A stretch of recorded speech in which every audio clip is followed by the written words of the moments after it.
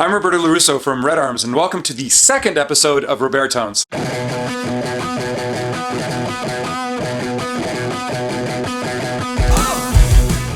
This week's episode, we're going to explore the Joyo American, which is effectively a model of several Fender line of amplifiers, the tube amplifiers specifically. They have a neat feature with this. This dial right here, the voicing, this is the one that can change it between your blackface and your Fender Twin and whatnot.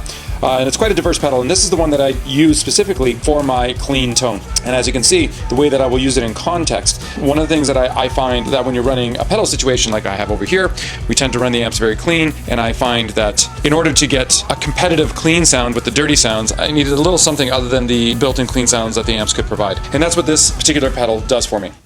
Here's the list of the gear that I'll be using. Of course, the condensed, which has now become my permanent Red Arms pedal board, my Hiwatt Custom 100 from the mid-70s, the Trainer TS200, also from the late 70s, my Trainer cabs running in stereo with the two amplifiers, and of course, the Epiphone Sheridan 2.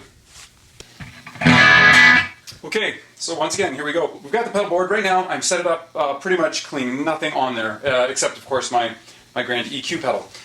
So again, just to get a baseline of what the tones sound like. So those are the default clean tones of the Hiwatt and the Trainer. Now, one of the things about running the Hiwatt and the Trainer the way that I'm doing, since I'm running it without any gain whatsoever, the gain stage is like next to zero, because I wanted as much dynamic range so that the pedals do all the heavy lifting in terms of the tone. But one of the things that interferes with is the natural clear tone of the guitar.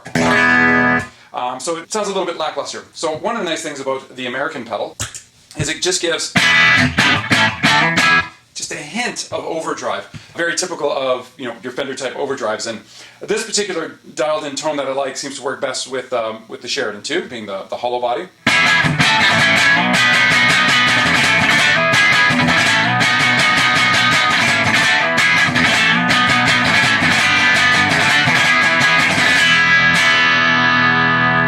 As compared to straight up the clean sound.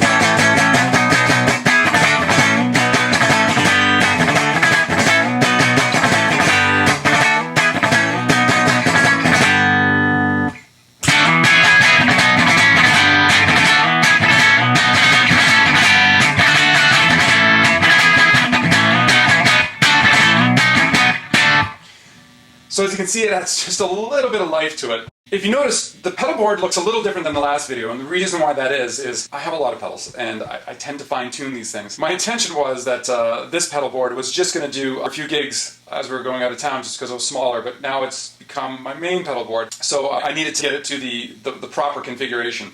So one of the things that I've removed from it was one of the compressor pedals that I had. That compressor pedal works well, but I found that if you set up the American pedal right, you get enough natural compression. It just sounds better. One of the things too is that I have this as the first thing in my chain, which may seem a little bit counterintuitive, but it actually does work really well in context with the other pedals. Let's go back to the Joyo Deluxe Crunch with that by itself. So again, we get that classic crunch sound, but when you add this,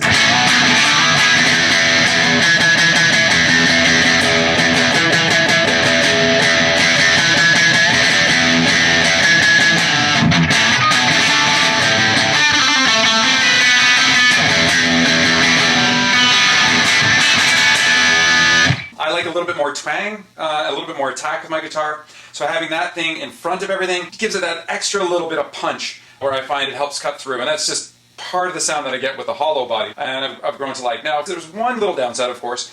It does add brightness, which can actually cause a little bit of problem with feedback. But if you control everything in the tones of the other pedals fairly well, then it is mitigated, but it can run away from you a little bit. So again, here's the American pedal on its own, and then with another Joyo pedal, the Sweet Baby. Honestly, I swear I'm not getting paid by these people. That's another pedal review because it's also fantastic. And then we add the Deluxe Crunch.